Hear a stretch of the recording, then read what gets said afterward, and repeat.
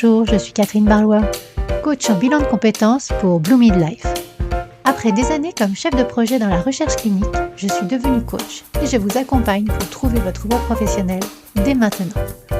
Bienvenue dans ce podcast où je partage avec vous, seul ou avec mes invités, des conseils, des expériences, du coaching dans la bonne humeur. Alors, on est parti pour l'épisode du jour. Bonjour à tous et bienvenue sur l'épisode 25 du podcast Blue Mid Voice. Je l'enregistre aujourd'hui en solo avec le thème Un CV au top.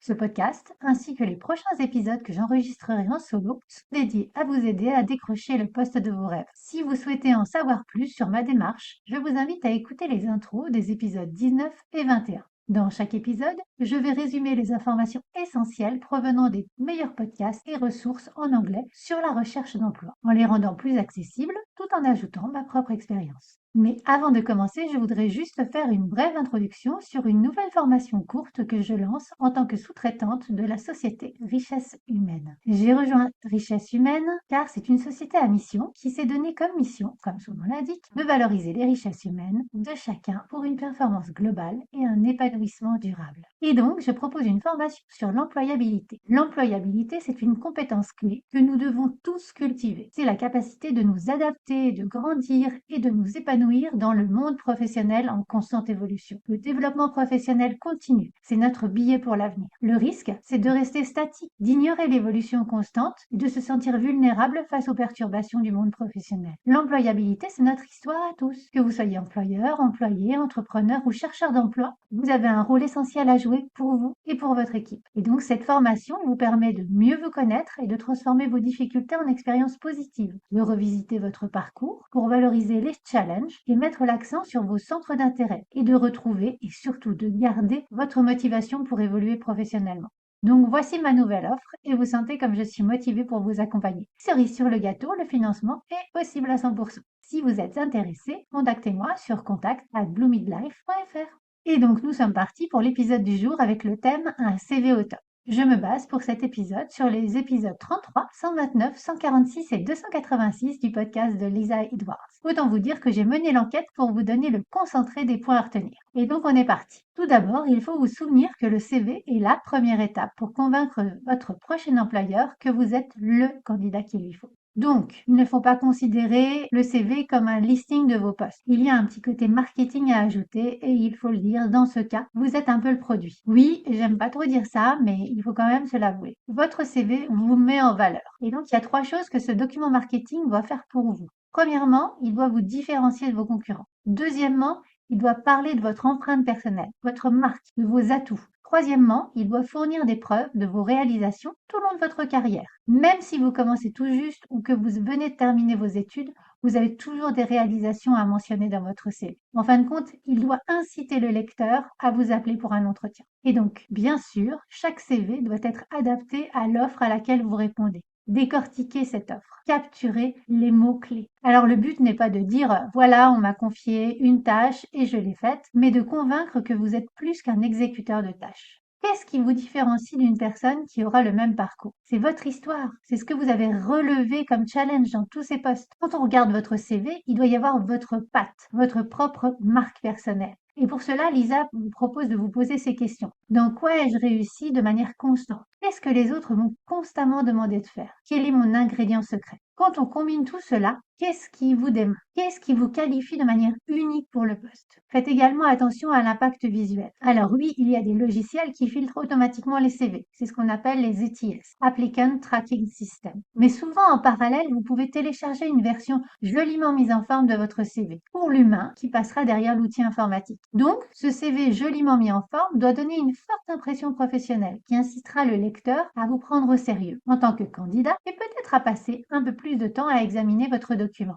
L'utilisation judicieuse de la couleur, de l'ombrage et des lignes peut être très efficace. Votre mise en page doit être logique également. Vos informations en haut de page, votre section expérience avant votre section études, et la plupart des employeurs sont clairs dans leurs préférences pour un CV d'1 à 2 pages maximum. Donc voilà pour votre marque personnelle et la mise en forme. Maintenant, le conseil concernant la disposition de votre CV donné par Lisa est de se limiter à 3 ou 4 lignes par mission, pas plus, et de commencer par des verbes d'action qui sont plus impactants. Le but est de donner envie de lire et non de fuir. Elle conseille de garder les puces pour les réalisations quantifiables. Donner des chiffres, c'est rendre vivant votre CV. Souvenez-vous des indicateurs que vous utilisez au quotidien. Le nombre de ventes, le chiffre d'affaires, le nombre de clients, le nombre d'appels, le nombre de recrutements, etc., etc. Décortiquez vos expériences en regardant le concret des actions quotidiennes. Cela vous aidera à chiffrer plus facilement. Si vous utilisez ChatGPT ou l'un des autres outils basés sur l'intelligence artificielle pour rédiger votre CV, rappelez-vous que l'IA, l'intelligence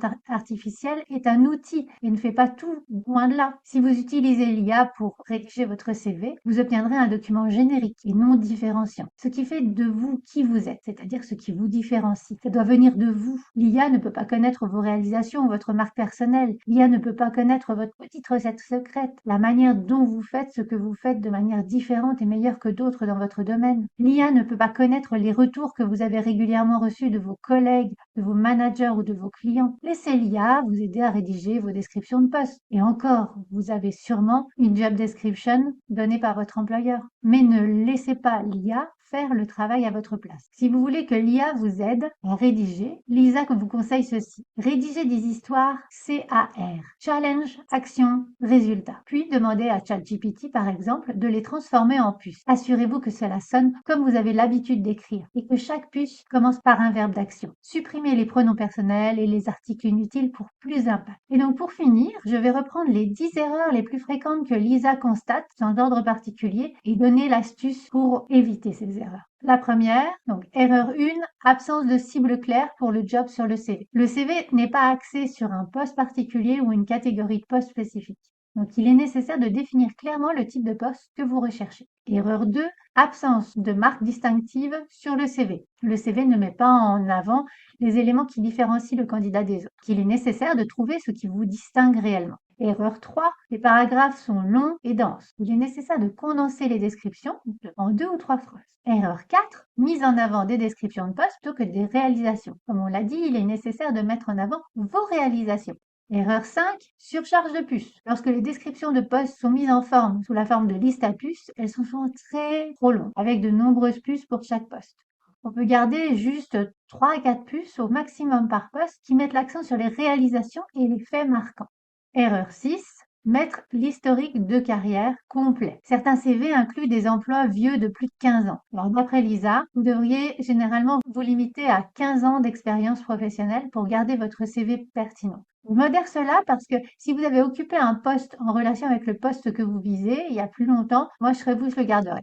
Erreur 7, mettre des titres de poste confus. Certains titres de poste peuvent être difficiles à comprendre pour un lecteur externe. Donc, il est essentiel de les clarifier et de les adapter au poste visé. Erreur 8, mettre des informations non pertinentes. Les CV peuvent contenir des informations personnelles ou non pertinentes pour le poste visé. Assurez-vous que toutes les informations sont pertinentes pour le poste que vous visez. Erreur 9, manque d'attrait visuel. Certains CV sont ennuyeux visuellement. Il est recommandé d'utiliser la mise en page, les couleurs et la police pour rendre le CV plus attractif, tout en étant professionnel bien sûr. Et erreur 10, votre CV est trop long.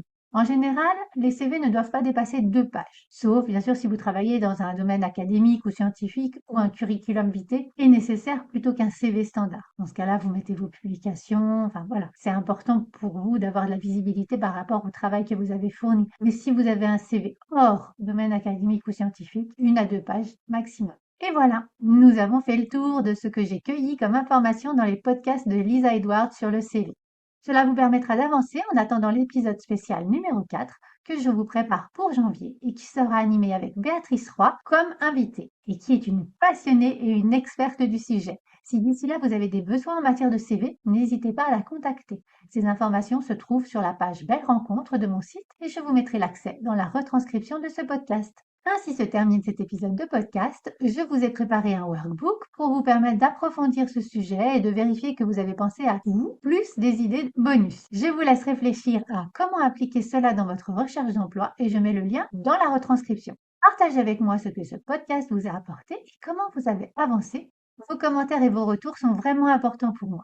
Et partagez également ce podcast si vous pensez qu'il pourra servir à l'un de vos proches ou de vos collègues. Si vous êtes resté jusqu'à la fin de ce podcast, sachez que j'organise un concours. Pour cela, il vous suffit de laisser un commentaire sur les plateformes d'écoute et de m'envoyer la copie d'écran de ce commentaire sur l'adresse contact@bloomidlife.fr ou de mettre un commentaire sur les réseaux, ou de m'envoyer un message tout simplement. Voilà, vous avez le choix. Mais sachez que ces commentaires sont comme un boost pour moi, pour me conserver motivée à continuer à vous partager du contenu de qualité. Tous les 8 podcasts, je ferai un tirage au sort parmi tous les commentaires pour offrir à une personne 1 heure de coaching dédiée à ses objectifs professionnels. Depuis le début de ce podcast, déjà 3 personnes ont gagné 1 heure de coaching. Alors ce sera peut-être votre tour très bientôt. Je vous donne rendez-vous vendredi prochain pour ma prochaine interview avec Aurora Lo. D'ici là, très belle semaine et à très bientôt. Si cet épisode vous a plu, n'hésitez pas à le liker, à le partager, à mettre 5 étoiles sur votre plateforme d'écoute préférée.